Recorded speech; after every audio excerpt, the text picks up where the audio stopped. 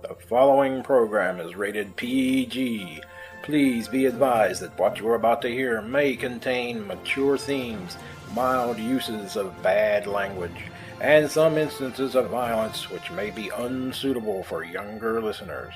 Parental guidance is suggested.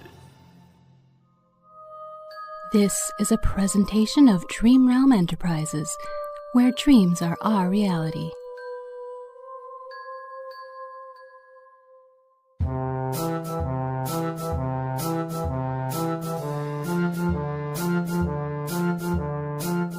You are listening to Magic, Monsters, and Mayhem, Chapter 4, The Bejewelled City, which was written by Jonathan Patrick Russell.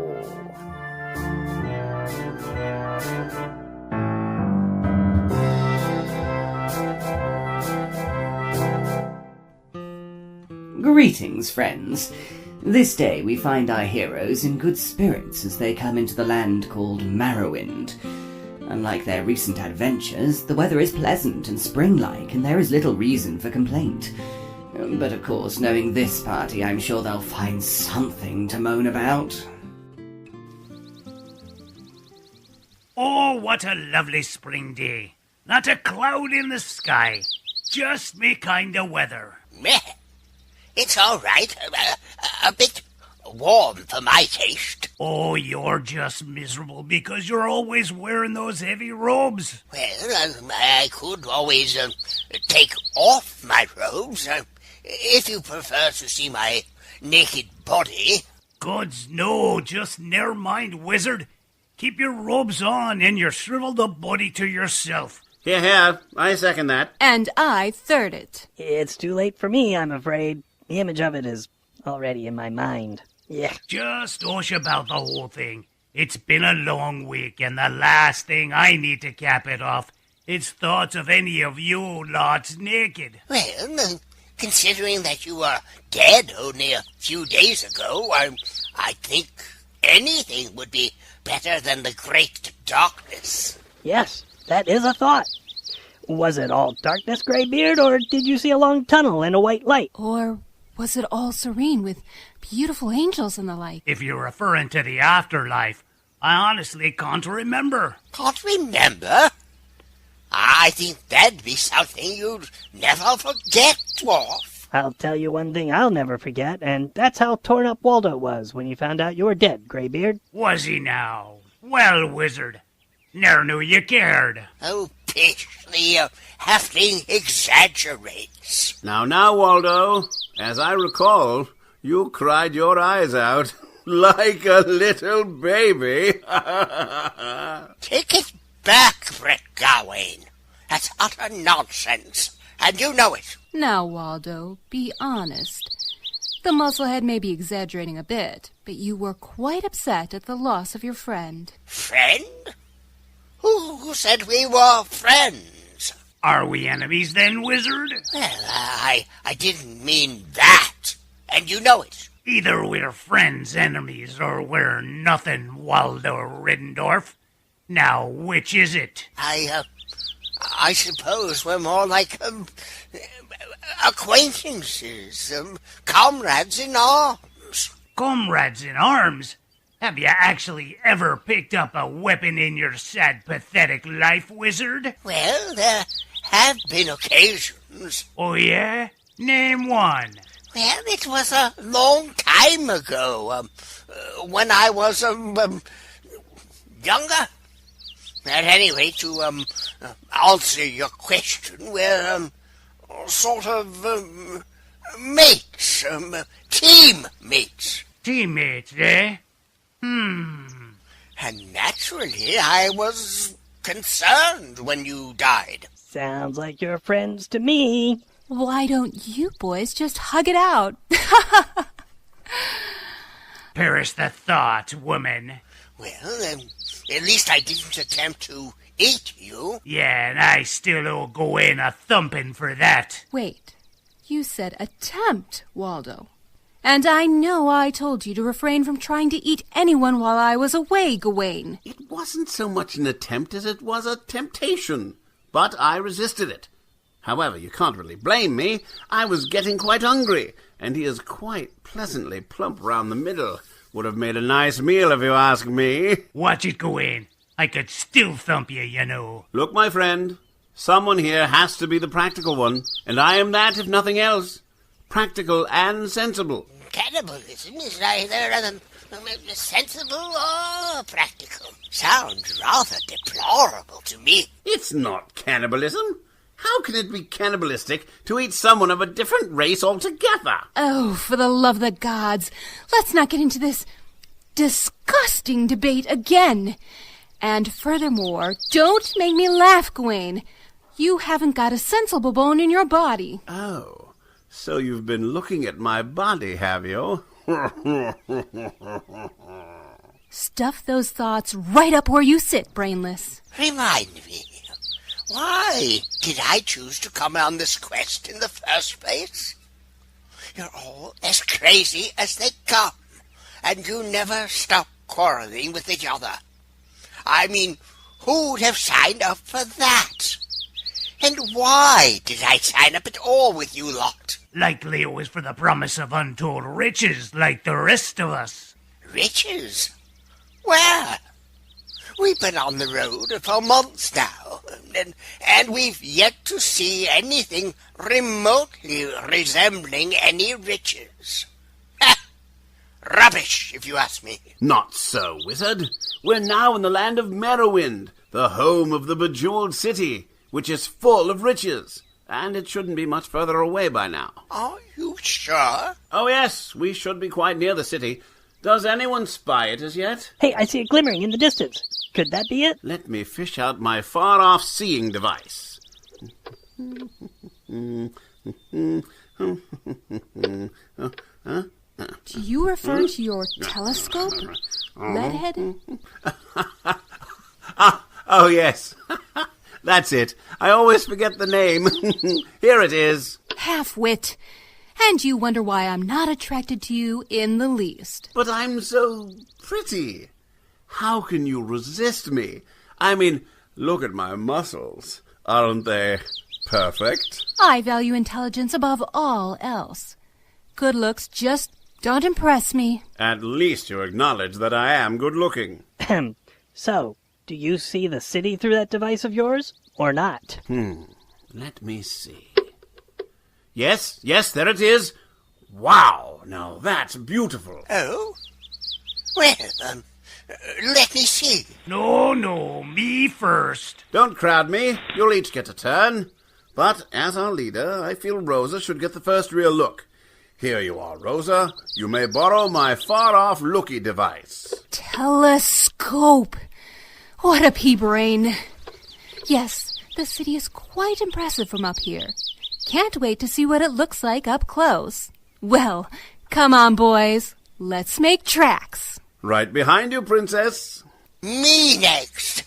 Let me see that telescope thingy. Why should it be you, Longshanks? No, stand aside, both of you.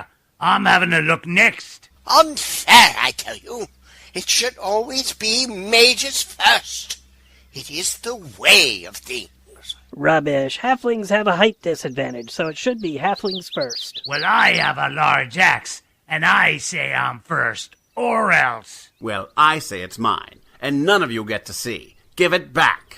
Stingy bastard. And so our group of adventurers head off for the Bejewelled city, bickering amongst themselves as they go, as usual. Meanwhile, Litmia the Crone is boiling up a magical brew, which will allow her the ability to look in on our heroes from far away. Ola, child! Where the devil are you, girl? Yes, my lady, I'm here. Well, what on earth are you doing? Just doing the washing, miss. Why? Because I do washing every day at this time. Oh, you do? Of course I do, miss. Oh, well, Stop doing it and come here and have a look at this. Have a look at what, miss? It's those adventurers I hired to look for Freaky Fudge. You mean it's those idiots you tricked into trying to find Freaky Fudge for you, so you can become all-powerful. Don't pester me with details, child. Besides, they're actually onto something this time. And they seem to be nearing the end of their quest. Oh? What makes you think that, ma'am? Because I have spied them approaching the City of Jewels in Morrowind. And I happen to have it on good authority that there's definitely some Freaky Fudge to be found there. Oh, the Bejewelled City? Really? Well, yes, I've said as much, haven't I? Let me see.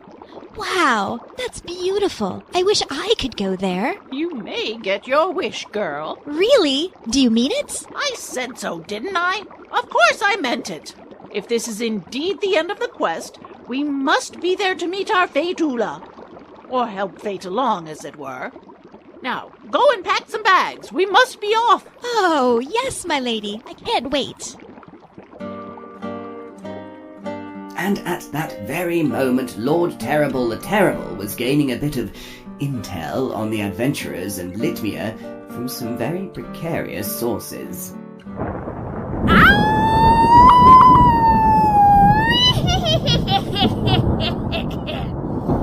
So now you know that the adventurers and Litmia are bound for the Bejewelled City in Morrowind. Time to pay up, and it shall be a hefty prize. Well, what do you want? I mean, last time I sought the help of you witch hags of the underworld, it cost me an arm and a leg. Literally. Oh dear. But you appear to still have your limbs, Lord. I don't understand. Quiet, Rast. And besides, the arms and legs in question weren't mine. They belonged to my servant at the time. Oh, I see, Lord. Yes. Yes, old Bart Barton. What a pathetic little fellow he was. He was not unlike you, Rast.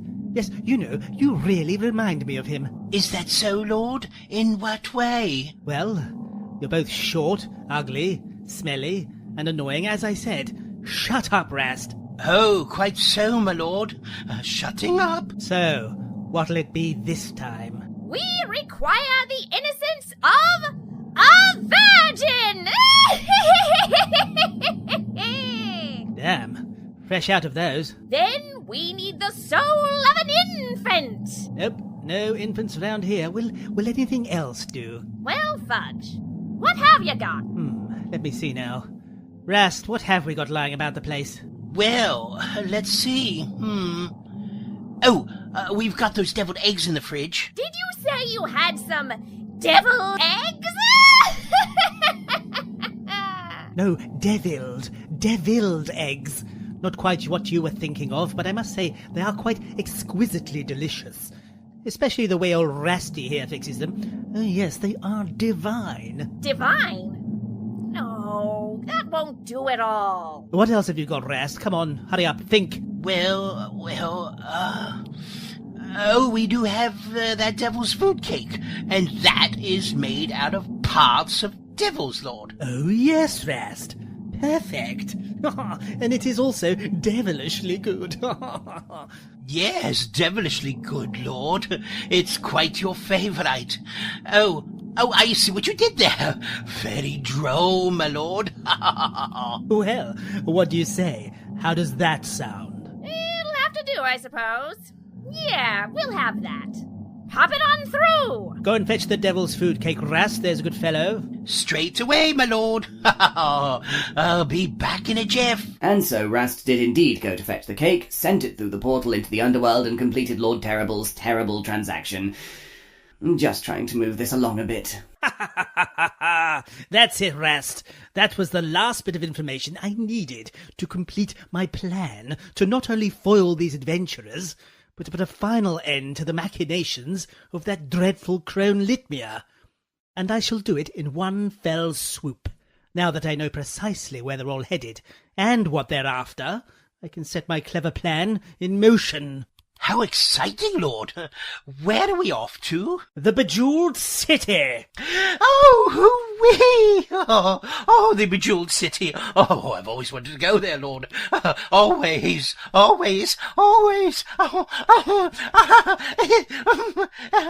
Now don't get too carried away now, Rast. I mean, who said anything about taking you with me? Oh, please, Lord. I'll have to think about it. Oh, all right, Rast, you can come. Oh, Yarrow! Oh, thank you, Lord. Thank you. Thank you.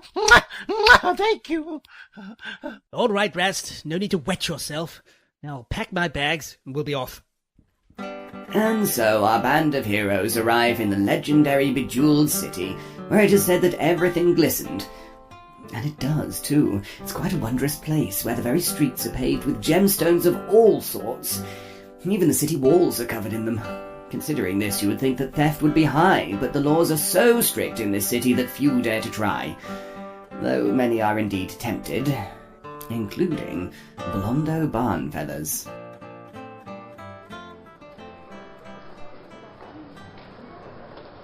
Oh, would you look at this place? So many gemstones, and they're everywhere. Just don't get any ideas, Ovlin. They look down on theft in this city, so I wouldn't go bragging about your true profession. The thought hadn't even crossed my mind. However, I must admit a bit of temptation. I wouldn't give in to it, Blondo. Word has it they don't just cut off your hands for stealing round here. You don't mean... You can't mean... That you'll lose any manhood you may have if caught stealing? Oh, yes, I do mean it. I'll keep my hands to myself. Best keep them in your pocket, laddie. It's good advice. I expect everyone to be on their best behavior while in this town. Got it, Gawain? Why must you always single me out, Princess? Because I know you all too well by now, meathead. Just do as I say and be a good boy for once. Oh, anything for you, Mummy. And that also includes holding that silver tongue of yours. Your lips always get you into the most terrible trouble. I promise to be on my best behavior. I'll be the gentleman that I was raised to be. Ha! A gentleman! That'll be the day. Anyway, let's keep a sharp lookout for that confectioner's shop. What did Gary the Wizard say it was called again, Blondo? Madame Blarney's Sugar Shack. What a dreadful name for a sweet shop. As long as this quest finally comes to an end and we get paid, I don't care if it's called Mama Blarney's Shite Shack.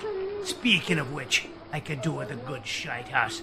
Anyone spot any facilities?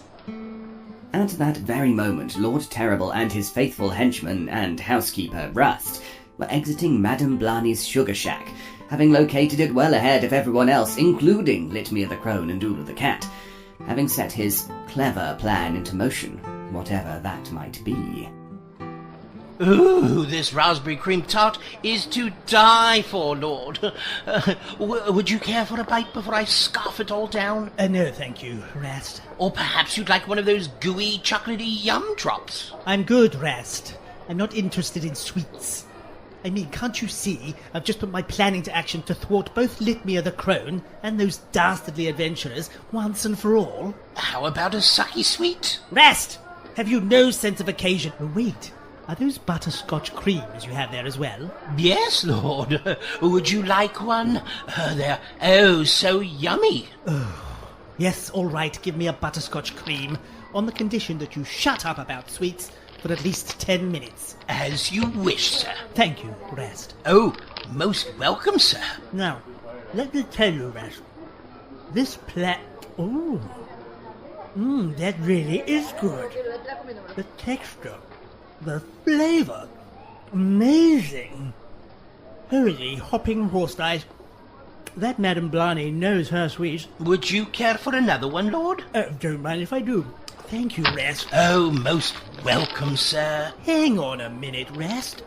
I do believe I have spied those adventurers. Yes, Lord. I do believe you are quite correct. And they appear to be heading this way. Quickly! We must duck out of sight.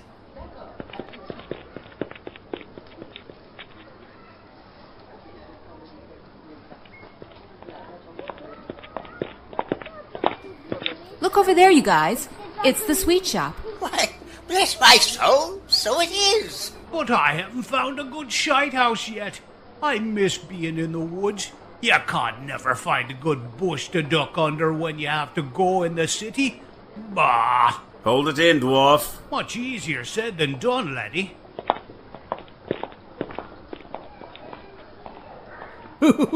This is wonderful.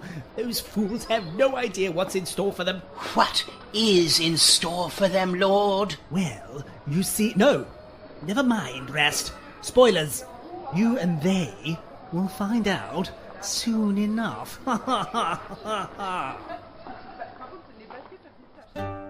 And so, Litmia the Crone and her sidekick Ula the Cat have also found their way to the Bejewelled City and to Madame Blarney's Sugar Shack.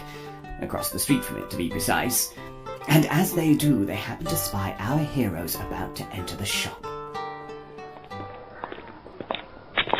Thunderation, they've beat us to it. Ula girl, pay attention. Oh, I'm so sorry, miss. I'm just so distracted by the wonders of this city. I've never seen anything so beautiful, so magical. Oh, how wonderful for you. But you need to focus on our mission, child. Oh, of course, my lady. So sorry. What shall we do now that the adventurers have found Freaky Fudge ahead of us? Not to worry, my child. I have a cunning plan, and it will mean the end of those foolish adventurers and the start of my triumph. Come, girl, we have plans to make.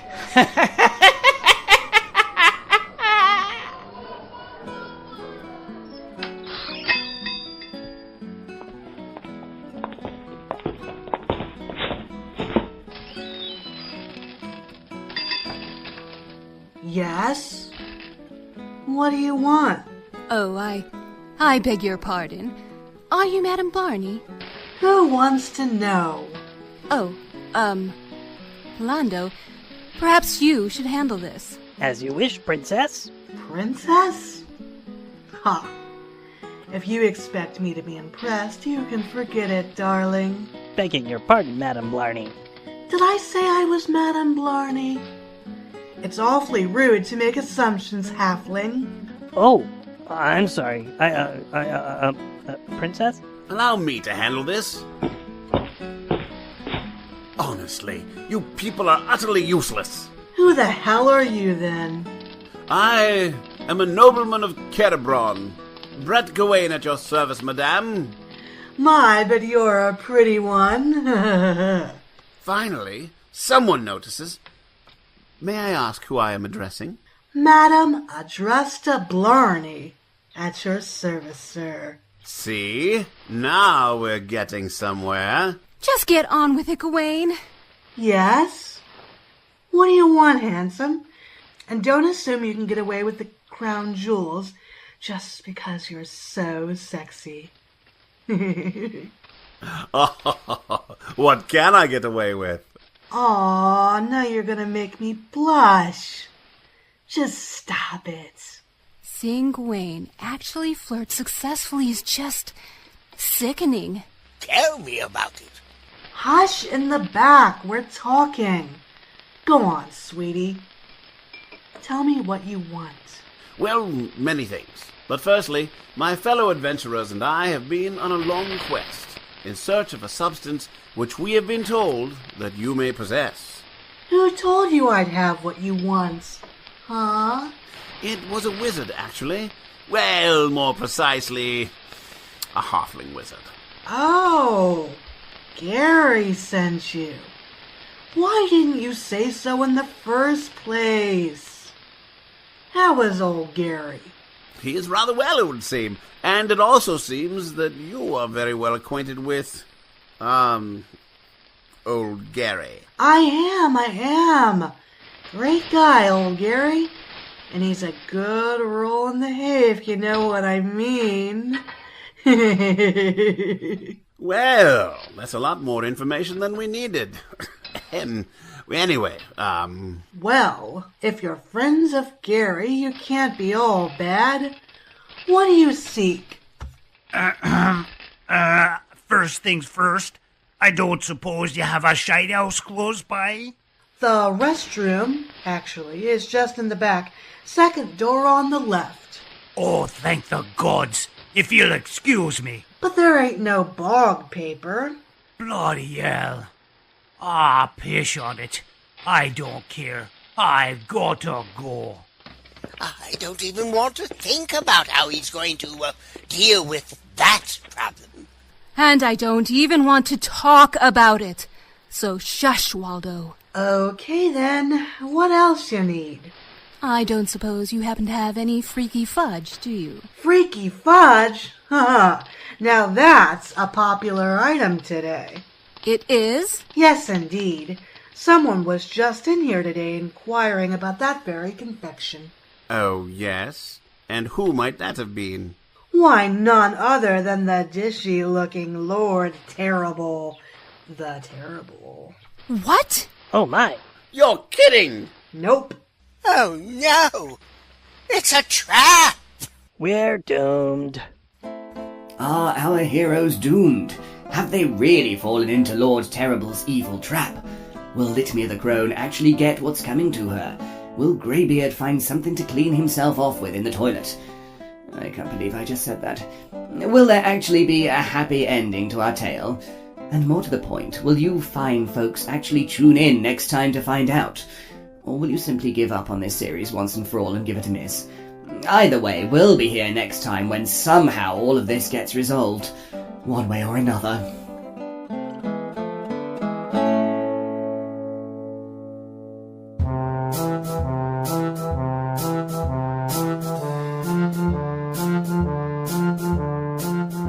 You have been listening to Magic, Monsters, and Mayhem, Chapter 4, The Bejewelled City, which was written by Jonathan Patrick Russell. This installment starred, in order of appearance, David Alt as Stephen the Sprite, Dave Weaver as Greybeard the Dwarf, Jeff Niles as Waldo Riddendorf, Pete Lutz as Brett Gawain, Deborah Adams as Rosa Durnhelm, Wayne Hayward as Blondo Bonfeathers, Lizanne Hayward as Litmia the Crone, Danny Cutler as Ula the Cat, Christy Glick as Olga the Witch Hag, Joel Nisbet as Lord Terrible, Victor Aurelius as Rost, and Rachel Rumler as Madame Blarney. The Magic, Monsters, and Mayhem theme tune was composed and performed by Tom Rory Parsons. The incidental music used in this program can be found at jsales.com. The post-production editor was Jeff Niles. The series creator, sound designer, script editor, producer, and director was Jonathan Patrick Russell.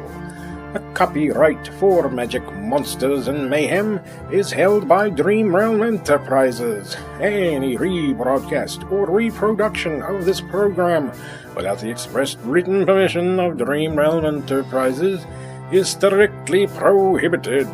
Thank you for listening to our program. We invite you to visit us on the web at dreamrealmsite.com.